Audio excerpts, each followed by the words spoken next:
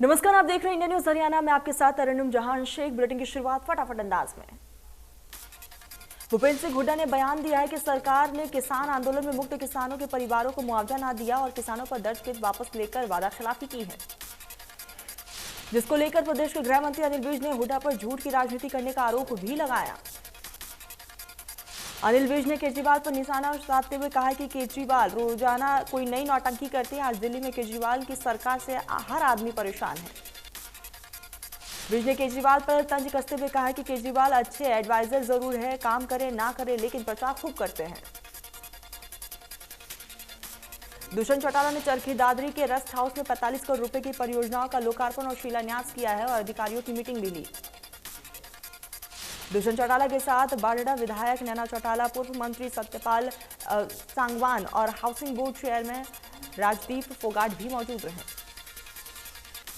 दुष्यंत चौटाला ने अधिकारियों को नवगठित दादरी जिला को मॉडल जिला बनाने का टारगेट यहां पर दिया है और धरातल पर कार्य करने के निर्देश भी दिए गए।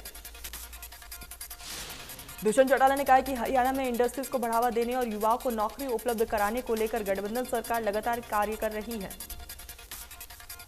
दुष्यंत चौटाला ने कहा है कि सरकार ने फैसला लिया है कि अब गांव में लाल डोरा की बजाय प्रत्येक क्षेत्र में जो भी पेयजल को लेकर आवेदन करेगा उसे घर तक पानी पहुंचाया जाएगा। पार्टी अध्यक्ष अजय सिंह चौटाला ने रिहा होने पर कहा है कि 9 साल बाद रिहा हुआ हूं और उनके लिए खुशी की बात है और उनके आने से पार्टी को मजबूती मिलेगी।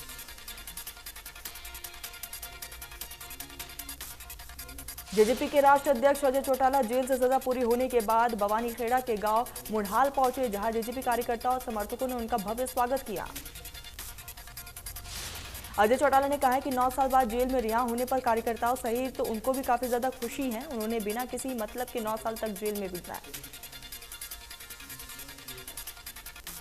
भविष्य में चुनाव लड़ने के सवाल पर उन्होंने कहा है कि पहले कानूनी प्रक्रिया पूरी करना है और कानूनी प्रक्रिया पूरे करने के बाद चुनाव लड़ेंगे। कृषि मंत्री जेपी दलाल ने लोहारू हलके के दर्जन भर गांव का दौरा किया। गांव के चौपालों में जनता दरबार लगा के लोगों की समस्याएं भी सुनी। कृषि मंत्री का गांव पहुंचने पर ढोल नगाड़ों के साथ भव्य स्वागत किया गया। इस दौरान कृषि मंत्री को आंगनबाड़ी कार्यकर्ताओं ने अपनी मांगों को लेकर ज्ञापन भी सौंपा। कृषि मंत्री जेपी दलाल ने बताया कि 25 फरवरी से 27 फरवरी तक भिवानी में प्रदेश स्तरीय पशु मेला लगेगा, जिसका उद्घाटन राज्यपाल करेंगे और मेले में केंद्रीय मंत्री परसोत्तम रुपाला भी शामिल होंगे। 27 फरवरी को सीएम मनोहर लाल मेले का समापन करेंगे। कोशिश है कि गांव से किसानों को लाकर पशु मेला दिखाया जाए ताकि पशुपालक मेले में नए नए अनुभव सीख सके और अपनी आमदनी को भी बढ़ा सके। कुरुक्षेत्र पहुंचे दिलीप सिंह उर्फ खली ने कहा कि प्रधानमंत्री मोदी की नीतियों से प्रभावित होकर उन्होंने बीजेपी ज्वाइन की है। पार्टी हाईकमान जहां ड्यूटी लगाएगा वो वहां चुनाव प्रचार करेंगे। उन्होंने कहा कि पीएम मोदी की सोच है कि सुरक्षा की दृष्टि से ही देश आगे बढ़े, युवाओं को रोजगार मिले, स्वास्थ्य, शिक्षा और खेलकूद में भी देश उन्नति करे। उन्होंने कहा कि अच्छी खेलकूद नीति के चलते पिछले ओलंपिक में बहुत से मेडल मिले हैं और खिलाड़ियों ने देश का नाम पूरे दुनिया में रोशन किया। हरियाणा में 75% नौकरी स्थानीय लोगों के लिए आरक्षित रखने के लिए कानून पर सुप्रीम कोर्ट ने सुनवाई सोमवार के लिए टाली है। हाई कोर्ट ने कानून पर रोक लगा दी थी। इसके खिलाफ हरियाणा सरकार सुप्रीम कोर्ट आई है। देश में पिछले 24 घंटे में कोरोना के 57,077 नए मामले सामने आए। 650 लोगों की मौत हुई। दिल्ली में कोरोना के 1104 नए केसेस सामने आए, 12 की इस दरमियान मौत। हरियाणा में 24 घंटे में कोरोना के 1440 केस, 15 की मौत। एक दिन में 749 मरीज रिकवर। गुरुग्राम में 24 घंटे में कोरोना के 683 केसेस, एक दिन में 600 के करीब मरीज रिकवर हुए। एक्टिव केस की संख्या 2000 के पार है। फरीदाबाद में 24 घंटे में कोरोना के 115 केस आए, 200 से ज्यादा मरीजों ने कोरोना को मात दी। औद्योगिक क्षेत्र मानेसर में 500 बिस्तरों वाले ईएसआईसी अस्पताल का शिलान्यास किया जाएगा। 13 फरवरी को श्रम एवं रोजगार मंत्री भूपेंद्र यादव अस्पताल का शिलान्यास करेंगे। गुरुग्राम उपायुक्त निशांत यादव ने कार्यक्रम की व्यवस्थाओं का जायजा लिया। अस्पताल शिलान्यास कार्यक्रम में मुख्यमंत्री भी शिरकत करेंगे। फरीदाबाद में मेट्रो हॉस्पिटल की तरफ से पत्रकारों के साथ एक बैठक कर उन्हें प्रिविलेज कार्ड वितरित किए गए हैं। मेट्रो हॉस्पिटल के एमडी डॉक्टर नीरज जैन ने कहा है कि स्वास्थ्य सेवाएं मुहैया कराने के लिए हम हमेशा तैयार हैं। मेट्रो हॉस्पिटल के एमडी डॉक्टर नीरज जैन ने कहा है कि समाज सेवा में अग्रिम भूमिका निभा रही संस्थानों के साथ मिलकर लोगों को स्वास्थ्य सेवाएं मुहैया कराने के लिए तो हम हमेशा तैयार हैं। बीजेपी किसान मोर्चा के प्रदेश अध्यक्ष एवं पूर्व विधायक सुखविंदर श्योरान ने तो शाम में बीजेपी किसान मोर्चा के कार्यकर्ताओं से भी मुलाकात की। इस दौरान उन्होंने कहा कि 5 राज्यों में चुनाव के पश्चात न्यूनतम समर्थन मूल्य को लेकर केंद्र सरकार कमेटी का गठन करेगी और किसानों की समस्याओं का हल होगा। उन्होंने कहा कि आज देश के किसानों को आधुनिक तरीके से खेती को अपनाने की जरूरत है। इसी उद्देश्य से सरकार विभिन्न योजनाएं लागू कर रही है।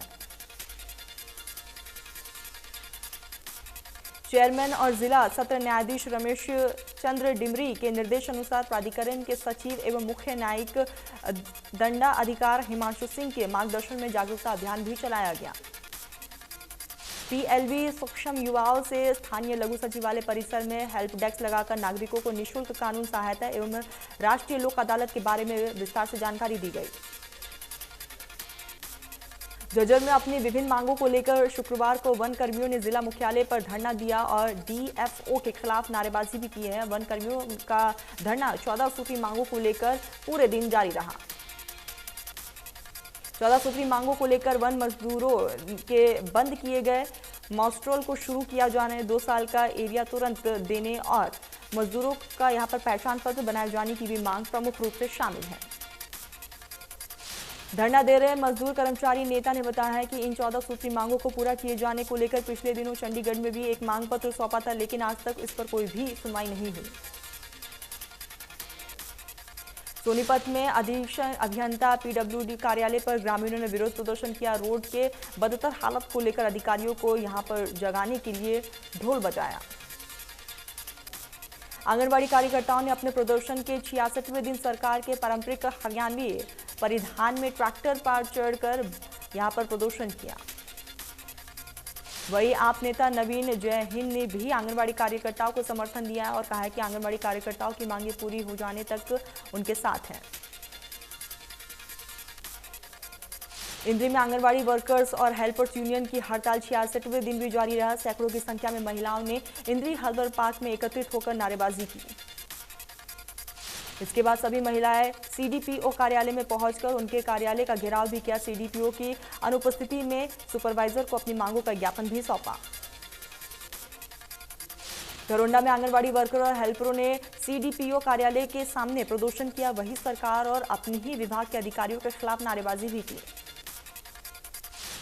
वर्करों ने सीडीपीओ कार्यालय के क्लर्क को यहां पर मुख्यमंत्री के नाम ज्ञापन सौंपा है। कहा कि मांगे माने जाने तक महापड़ाव जारी रहेगा। बल्लभगढ़ में बस अड्डे व्यापारी एसोसिएशन के पदाधिकारियों ने केंद्रीय राज्य मंत्री कृष्णपाल गुर्जर और कैबिनेट मंत्री मूलचंद शर्मा से मिलकर समय की पाबंदी खत्म करने की गुहार लगाई।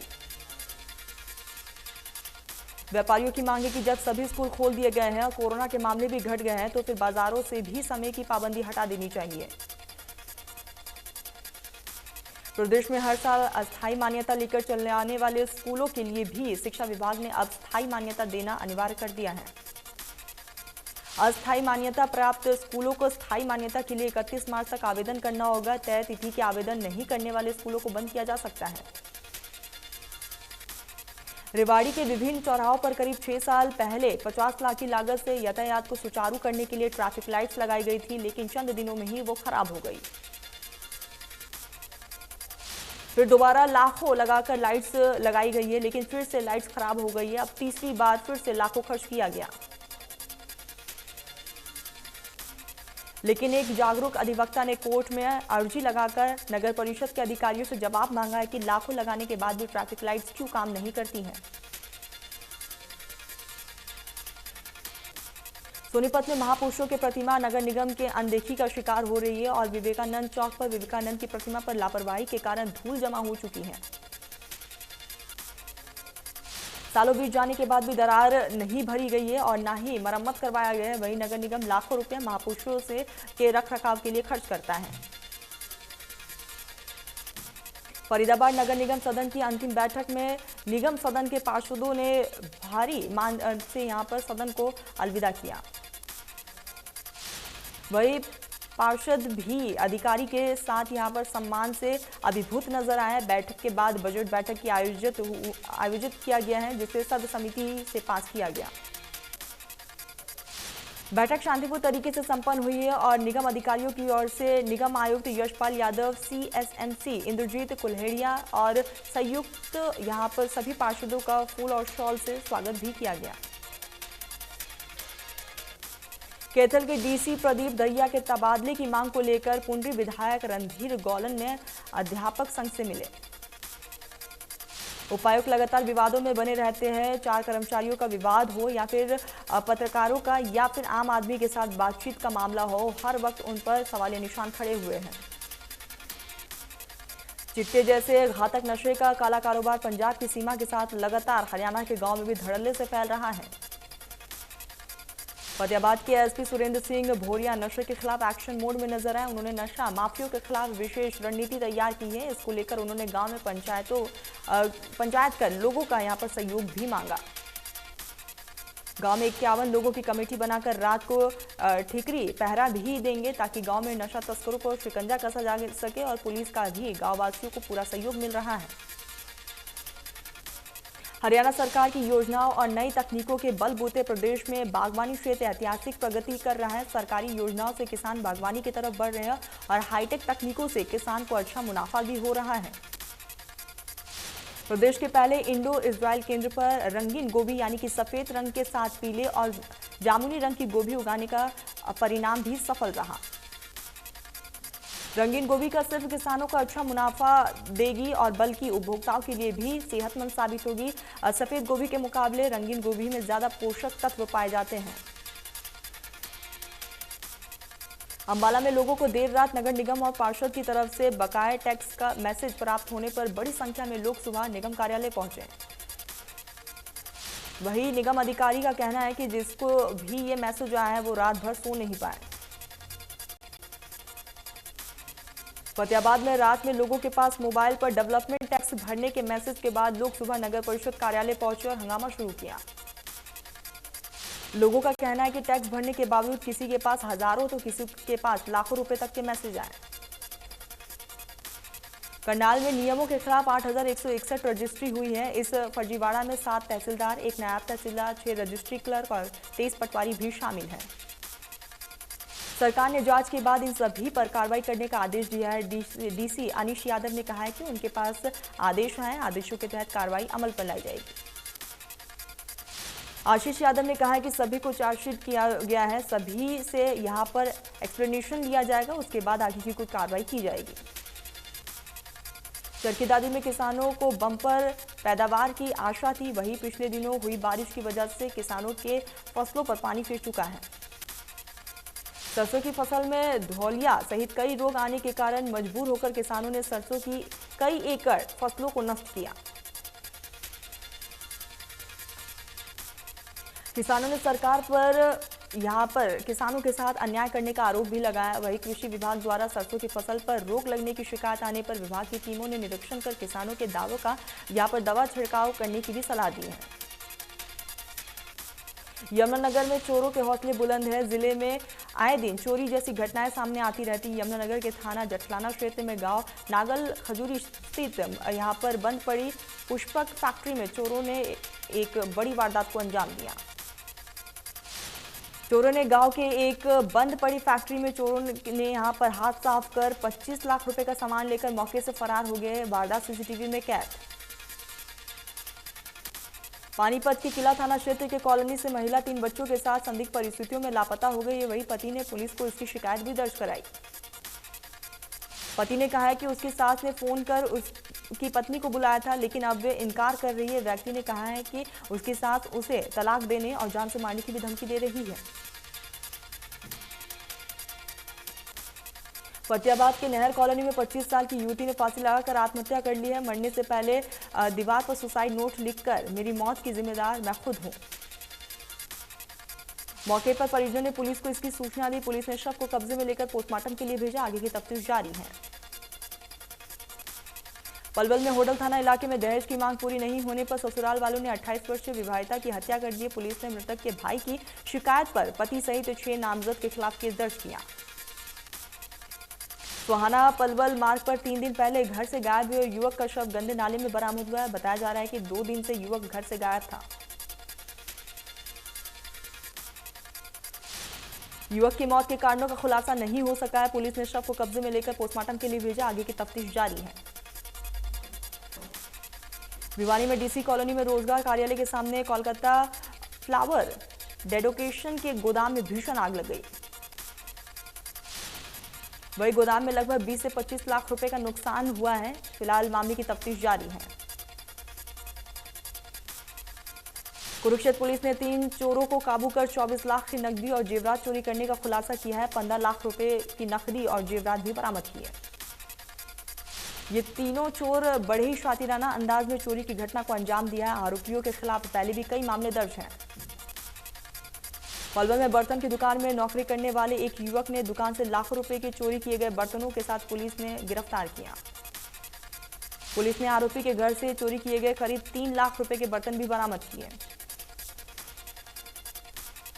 जनता भवन रोड स्थित गांधी पार्क के निकट बच्चे का भ्रूण यहां पर मिला हुआ मिला है। ऐसे में पुलिस आगे की जांच पड़ताल में जुटी है। पुलिस मौके पर पहुंचकर साक्ष्य जुटाने में लगी हुई है। पंचनामा की कार्रवाई के बाद पोस्टमार्टम के लिए भेज दिया गया है। आगे की जांच पड़ताल जारी। यमुनानगर के केला बिलासपुर मार्ग पर एक अनियंत्रित कार कई बार पलटने के बाद पानी में जाकर गिर गई। हादसे में युवक और युवती गंभीर रूप से जख्मी, इलाज जारी। कार की स्पीड काफी तेज बताई जा रही है और चालक सड़क के मोड़ को समझ नहीं पाया, जिसके बाद ये बड़ा हादसा हुआ। मौके पर पहुंची पुलिस और लोगों ने किसी भी तरह दोनों को गाड़ी से बाहर निकाला। उसके बाद अस्पताल में भर्ती कराया।